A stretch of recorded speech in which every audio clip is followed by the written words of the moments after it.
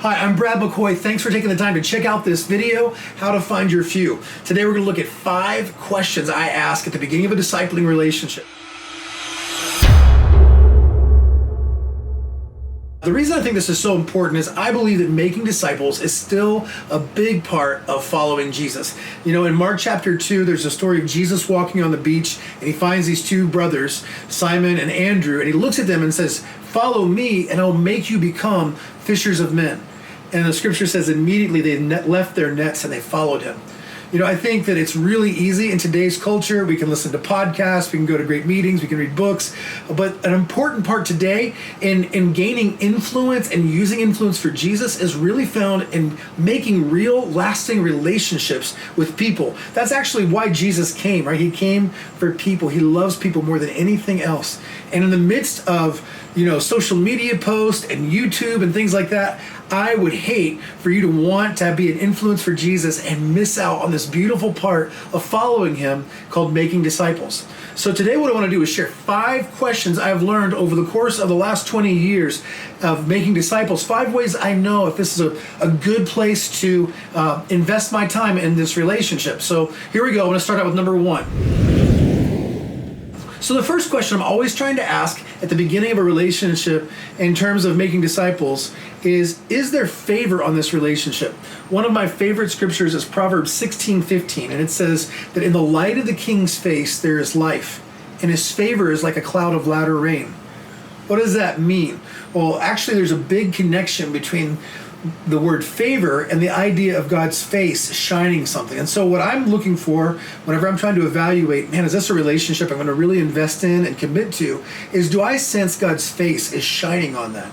That doesn't mean that the person is glowing in any specific way, but it does mean this. When I spend time with them, I get a sense that there's a God desire in my heart to be able to spend time and go deep and commit into a relationship with that person. And so I always pray and ask God, it seems like your face is shining on this friendship, your face is shining on this relationship. Is it good for me to take the next step? Because in making the next step, there's going to be a level of intentionality that increases as I'm committing to make that kind of discipling relationship over just a casual acquaintance or even building friends with someone that I'm getting to know. The second question that I ask is kind of similar to the first, but it's slightly different. And it's, does this relationship fuel my life? Does this relationship actually bring something in my heart that I know that this is God's will? The best way I know to describe this is the story of Jesus and the woman at the well, where he is there because he's hungry and thirsty, and the disciples had gone to get food. And Jesus has this encounter with this woman while he's just there asking for water. And at the end of it, the disciples come back and they brought the groceries, right? And they said, "Jesus, we brought your food." And he said, "Hey guys, I already ate." And this is what he said: "It's my meat to do the will of the Father who sent me." And so there's something in our relationships as we begin to obey God in terms of making disciples. There's also a sense of knowing, wow, there's a place where as I spend time committing to helping this person follow Jesus, in that process, I'm actually getting fueled or fed myself. Now, I want to be really clear here. I'm not talking about a self-serving relationship. It's really, really hurtful when we take the gospel and make it something that's all about what's good for me or what's good for us. We really want to be selfless in the way that we're able to serve others, but there should be a place where it's a life-giving relationship. So is there favor on the relationship is the first thing. Is God's face shining on it? But there's also, is there fuel that's happening? Are you being a place of being fed by God as you're engaging in the relationship with this person? The third question is about faithfulness. And I learned this from one of the men that I admired most on the planet, my high school basketball coach, Dale Metcalf. He came and he taught me out of 2 Timothy chapter 2, verse 2, that Paul was intentional about making disciples. But listen to what he said. He says, "The things that you have received from me, commit those things to faithful men who will teach others also." In other words, as Paul committed to spend time in relationship with Timothy, who he called a spiritual son in the faith, there was an exchange that took place where Paul shared something from his life. But he told Timothy, hey, you look for people, be intentional to look for people who are faithful so that what I'm investing in you will actually be shared with other people. And this is an important question for me whenever I look at getting into and growing intentionally into a discipling relationship. Do I see faithfulness as a part of this person's life? Again, it's not that I'm looking for some standard that someone has to live up to, but do I see that there's a place in them where they desire to grow and be faithful, both in our relationship, but more importantly, in their relationship with Jesus?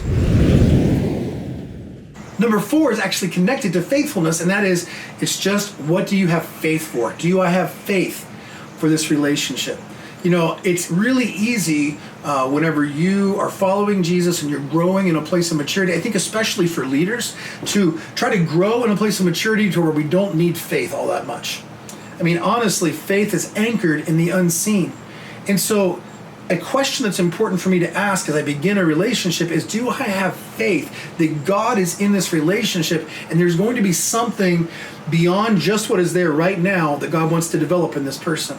Is there a place that I want to see them grow and their impact for Jesus? Sometimes, like, the Lord will deposit in your heart, you will see things in the person has no clue about themselves. And that is an indication of faith. You have faith for the relationship.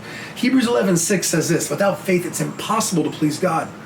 I don't want to get into any relationship where faith is not required. I don't want to just move where it's comfortable. I want to move in a place where what I'm believing God to do is produce Christ in the person I'm walking with, and also in me in the process of discipling.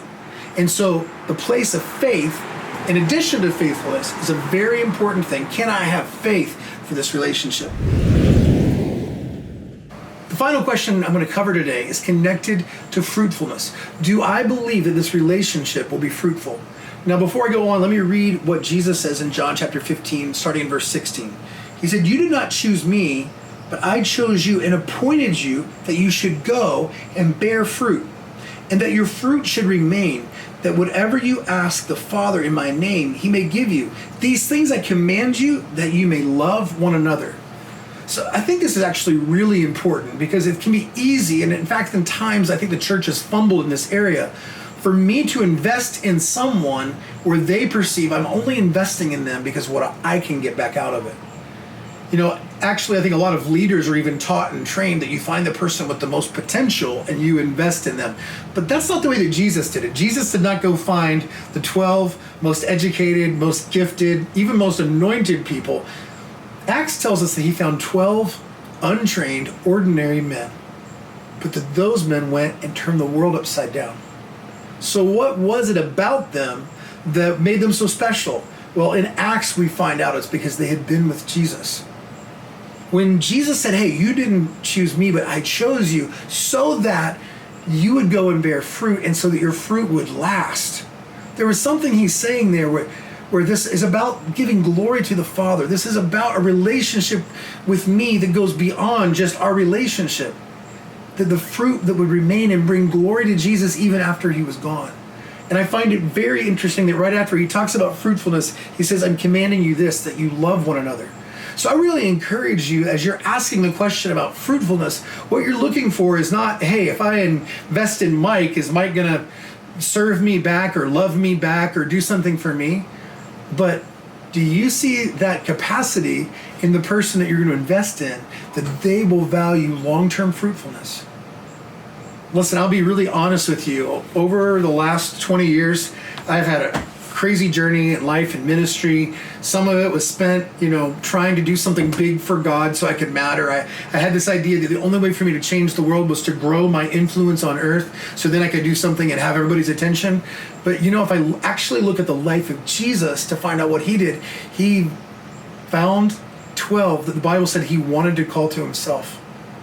And he gave their life. He spent his life with them. So even though he fed masses and multitudes, he really spent most of his 3 years of public ministry investing in these 12 guys. This was the time that he spent going deep with them. And he would say to the crowds, those who have eyes to see, let them see. Those who have ears to hear, let them hear.